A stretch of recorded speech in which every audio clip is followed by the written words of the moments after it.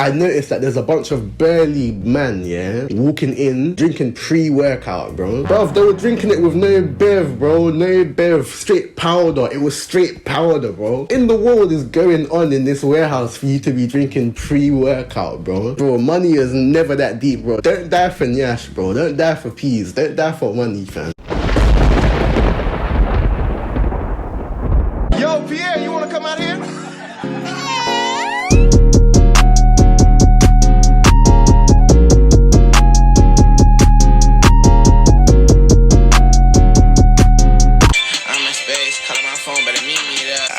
Off being stubborn, fan so can't break my heart. She said lucky it's two with you. Was lucky we sober and it's lucky off a drink. She say it's too early for yours. How you getting high, nigga? You ain't even eight. Listen, man, my jumper is a bit creased, but it is what it is, man. Today, I've got a story time, bro. And this story time right here is gonna be interesting, fam. I know a lot of people are gonna be able to relate to this story time right here. So make sure you watch this till the very end, man. And hit that like button if you enjoy it as well, man. It does a lot. It helps me out a lot. So yeah, I'm not even trying to waste any time. I'm gonna get straight to this story time, bro. I'm not trying to waste any time. Okay, so I know you've seen the title and you're probably like, what's going on? Let me start off by saying, yeah, I'm a uni student, innit? And sometimes, bro, the financial situation can be tough. Unless you've got financial abundance at this age, you're gonna have to get a job, bro. I'm a uni student and I get student finance. But that student finance does not cover all my costs. Like, bro, by the time I've paid rent, my student finance is gone. It only goes so far. Like, I'm blessed because my parents do help me out. When it comes to getting things that I want, luxuries and stuff like that, I have to get a job, bro. If you're a uni student, you know that you have to get a job, bro. And also, it's good to earn your own money. Like, it's always good to earn your own money because at the end of the day, student finance isn't your money. Your parents' money, you didn't earn that. In my first year, I only had one job and it was a Christmas temp job. And they didn't keep me on, innit? They didn't keep me on. I thought I was good, innit? I thought I was putting in a shift every shift. When I got to uni, I had that one job for a little bit and then I was unemployed. When I get back to uni now in my second year, one of my friends tells me, they're like, yo, I'm gonna be applying for this warehouse. You should apply here as well. I'm like, yeah, cool. Like, I need a little bit of money. Let me just work there for a bit, see how it is, and I'll see what happens from there, innit? I get their number. I called them directly. Literally the same day my friend gave me their number, I called them on that very day. I remember it clearly. Like, I was on the bus and I was applying. I called them now and I'm asking if they've got vacancies, innit? And they're like, yeah, we've got vacancies. And they start asking me just general questions about the job. After I answer all the questions that they had, yeah, they say, oh, are you free to come in today? So I was a bit taken back, innit? I was like, that's quite soon. Like, I found that a bit strange that the same day that I phoned in, they wanted me to come in. I wasn't doing anything that day, so I was like, yeah, cool, I'll come in. So that's the first red flag, innit? No interview, no nothing. They just said, okay, come in. It was strange, but I just ignored it. I get there that same day, like an hour later, I get there. The guy that actually told me about the job, he was nowhere to be seen when I got there, innit? Later on, I realized why this guy didn't show up. But anyways, I get there now and they do the induction. They show us the presentation, the PowerPoint presentation about the warehouse, the different jobs that you'll be doing, health and safety, just basic warehouse stuff. Then they drug test us. They give us all our equipment, like the safety boots, the high vis. As soon as I put on these safety boots, it feels like I'm carrying weights on my feet. I'm thinking, nah, bro. This is not making sense. This is not making any sense, bro. There's no job in the world that should require you to wear boots this heavy. In my head, I'm thinking, whatever's going on in this warehouse, it's gonna be hefty, bro, because there should be no reason why I'm carrying titanium boots on my feet, fam. Okay, so I've got all my equipment now. I've seen the PowerPoint. I've met the manager. I think, yeah, that's gonna be it for the day. No, bro, that was not it for the day. That's not it, bro. Then we move on to the training process now. This is all in the same day. They train us how to use the vehicles, like the forklift vehicles, how to carry the produce, how to pick the produce. They train us on everything in one day. And I'm thinking, this is a lot to take in. Like, I literally phoned in and applied for the job today. How am I supposed to remember all of this information in one day? But surely this is it now. I'll be able to go home. Bro, I was mistaken, bro. As soon as we finished being trained, I saw an influx of staff walk into the warehouse, innit? And this is the biggest red flag of them all. This is what should have told me I'm not supposed to be here. So as the influx of people walk in, I noticed that there's a bunch of burly men, yeah, walking in, drinking pre-workout, bro. Bruv, they were drinking it with no bev, bro. No bev, straight powder. It was straight powder, bro. In the world is going on in this warehouse for you to be drinking pre-workout, bro? Like, that's not normal. You shouldn't be drinking pre-workout before you go to work. This is a warehouse. This isn't a gym. What are you doing if you see people drinking pre-workout before a shift?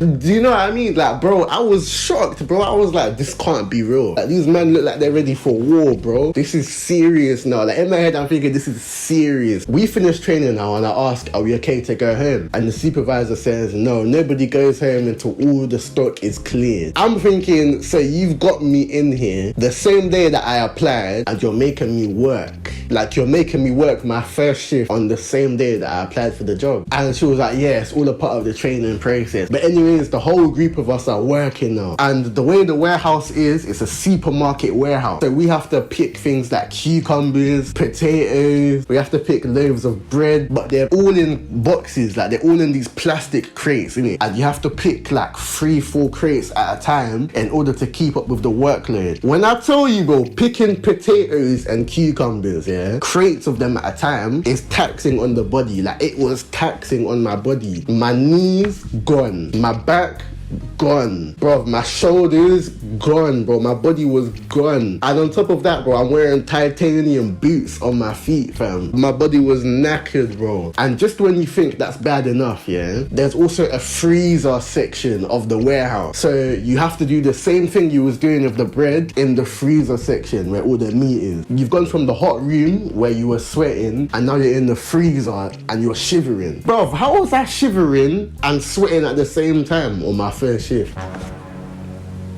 I was on 1 HP on my first shift, bro. That same day was the day that my boy told me to apply, and I'm in there working, grafting with the big boys, fam. People from my training group were walking out, bro. I should have actually followed them. I was trying to be brave, innit? Bro, there's no finish time. There's no finish time. You leave when all the stock is cleared from the warehouse and ready for delivery. So imagine if people don't show up to work, yeah? You could be in there for like 10, 11, 12 hours, bro. Like, it's really that deep. So basically, that's what the job contained, innit? You're basically deadlifting boxes of cucumbers, boxes of potatoes, you're deadlifting and shoulder pressing loaves of bread in crates, in boxes, bro. And these boxes are heavy. And on top of that, bro, you're carrying multiple boxes at a time for hours on end in the most uncomfortable boots you could imagine, bro. Like, this is not a joke, bro. This is serious work. And I noticed that there was a lot of European people there as well, and those were the hardest working people I've ever seen in my life. Same man that were drinking protein shakes as well. These men were lifting like 10 boxes at a time. And some of these men that I'm seeing in there are grown men. So they're probably doing this to pay their bills and stuff like that. But I only worked there for like 3 weeks, and then I had to stop because my body, it was taking a toll on my body. I couldn't do it. But the second warehouse that I worked in, this was actually like a clothes warehouse, isn't it? And the thing is, once you work at one, for some reason, you just go to all the warehouses in your area. This one, the job is a bit different, but the hours are longer. These hours, yeah, were disgusting, bro. I was working 12-hour night shifts at this warehouse. 12-hour night shifts whilst being a uni student. And I was doing multiple days a week. Looking back at it now, bro, it doesn't make any sense how I was doing that. And that's the trap about warehouses that I've noticed, yeah. You think you're getting your money's worth. You're not getting your money's worth, bro. They're taking advantage of you because you're working hard, you're exerting your energy, you're exerting yourself, but all of this is actually taking a toll on your body and on your mental health. Bro, money is never that deep, bro. Don't die for nyash, bro. Don't die for peas. Don't die for money, fam. Everybody in that warehouse was dying for nyash. I'm sorry. Everyone in that warehouse, even me, was dying for nyash. Let me tell you about one guy especially that was dying for nyash, yeah? In this warehouse, there was a lot of people from Sudan, innit? There was people from Sudan and a lot of people from North Africa that worked there. And the thing about warehouses, yeah, is that you make friends with everyone and anyone. It doesn't matter how old they are. You can make friends with anyone in a warehouse. I made friends with this guy, yeah, this African guy. He was way older than me. And he was telling me how he works in this warehouse 5 days straight, Monday to Friday, 12-hour shift. There'll be times where I see this guy dozing off and working at the same time. Like, he was working half asleep. And I asked him, bro, I'm like, bro, why do you do this to yourself? This is a lot of work, bro. Why are you doing this to yourself? And he said to me, he was like, it's either I work like this here in this country, or I go back to my home country and they send me to the military.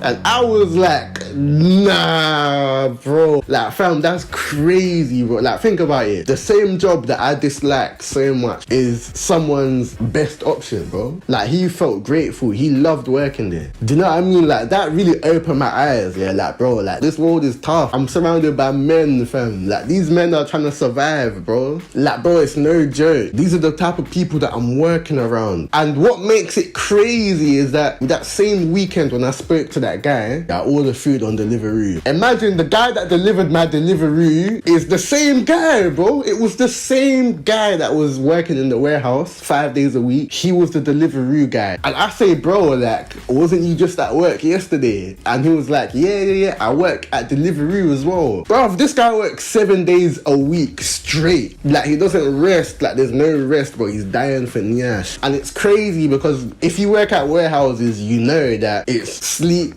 work, go home, sleep, work.